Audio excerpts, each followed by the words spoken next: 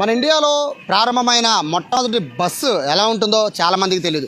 2 బస్సులు మాత్రమే మన ఇండియాలో స్టార్ట్ అయిన బస్సుల్లో 1932లో ప్రారంభమైతే 2 బస్సులు మాత్రమే మిగిలాయి. ఒకటి టీఎస్ఆర్టీసీ భవన్లో ఒకటి మిగిలితే రెండోది ఏపీఎస్ఆర్టీసీలో ఉంది. ప్రస్తుతం దానికి సంబంధించిన రెనోవేషన్ చేసి ఆ బస్సుని పబ్లిక్కి చూడడానికి బయట ఏపీఎస్ఆర్టీసీ సిటీ బస్ టెర్మినల్లో ఈ బస్సును పెట్టారు.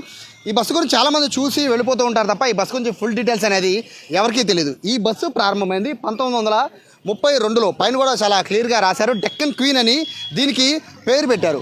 సో ఈ బస్సు మోడల్ కూడా ఒకసారి రైల్ ఇంజన్ మోడల్ లాగా ఈ బస్సు మోడల్ కూడా ఉంది.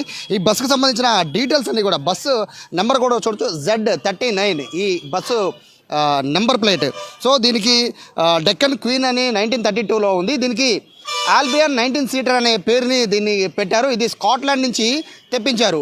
ఎందుకంటే ఇండియాలో అసలు అప్పటికి బస్ సర్వీస్ లేదు 1932లో. సో మొట్టమొదటిసారి నిజాం నవాబులు దీన్ని తెప్పించారు. అందులో ప్రత్యేకంగా ఇక్కడ మనం ఒక పేరు చూస్తున్నాం, Zahira Begum, daughter in law of strength Nawab, Nizam నవాబుకు సంబంధించిన కోడలు. ఆవిడ దీనికి సంబంధించిన చరిత్ర ఒకసారి చూసుకుంటే, ఆవిడ అప్పట్లో ఈ కాచిగూడ నార్కట్పల్లి దగ్గర ఈ ట్రైన్ దిగిన అందరూ కూడా నడుచుకుంటూ మూటలు తల మీద పెట్టుకుంటూ వెళ్ళేవాళ్ళు. వారి బాధను చూడలేక అప్పట్లో నిజాం నవాబు కోడలు ఆవిడ సొంత నగల్ని తాకట్టు పెట్టి దాదాపుగా 27 బస్సుల్ని, అప్పట్లోనే దాదాపుగా 4 లక్షల రూపాయలు ఆవిడ సొంత నగల్ని ఆవిడ అమ్మేసి ఈ బస్సుల్ని కొనుగోలు చేసింది. అది కూడా స్కాట్లాండ్ నుండి వీటన్నింటినీ కూడా అప్పట్లో ఆవిడ తెప్పించింది. ఇండియాలోనే మొట్టమొదటి బస్సు ఇది. అప్పట్లో ఇది చార్మినార్ నుంచి తిరుగుతూ ఉండేది. కాచిగూడ, నార్కట్పల్లి ఇటువంటి డిపోస్లో ఎక్కువ ఈ బస్సు ఉండేది. అయితే ఈ బస్సులో అనేకమైన స్పెషాలిటీస్ ఉన్నాయి.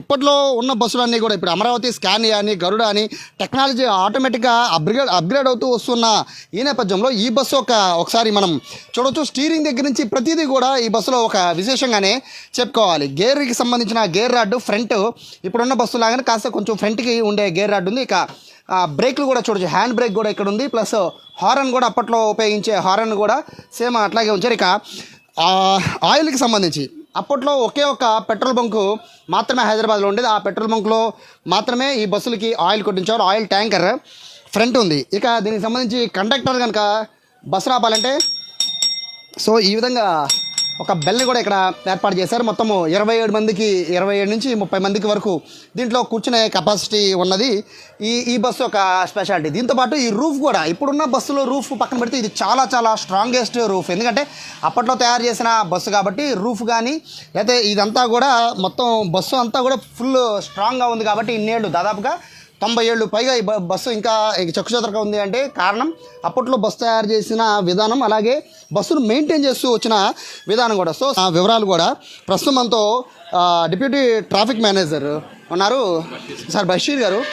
ఈ బస్సుని ఎందుకని ఇంత జాగ్రత్తగా కేర్ తీసుకుని చాలా కాలం బట్టి దాస్తున్నారు? ఇది బేసిక్గా లోపల ఉండాల్సిన బస్సు ఇప్పుడు తీసుకొచ్చి పబ్లిక్లో బయటగా ఎందుకు పెట్టారు? చాలా సంతోషం, అందరికీ నమస్కారం. ఇవాళ చాలా సంతోషకరమైన దినం. ఎందుకంటే ఏదైతే అంతరించిపోతున్న విరాసత్వం ఉందో వాటిని మనం ప్రిజర్వ్ చేయాలి, యాంటిక్ పీస్లని ప్రిజర్వ్ చేయాలి. అట్లానే మన నెక్స్ట్ జనరేషన్కి అసలైన మరి ఇది తెలియాలి. ఫస్ట్ జనరేషన్ బస్సులు ఎలా ఉన్నది, తర్వాత ఫస్ట్ బస్ ఇండియాలో ఎలా ఉంది, ఇవన్నీ తెలియడం కోసం మరింత పబ్లిక్ వెసులుబాటు కోసం ఇక్కడ పెట్టడం జరిగింది.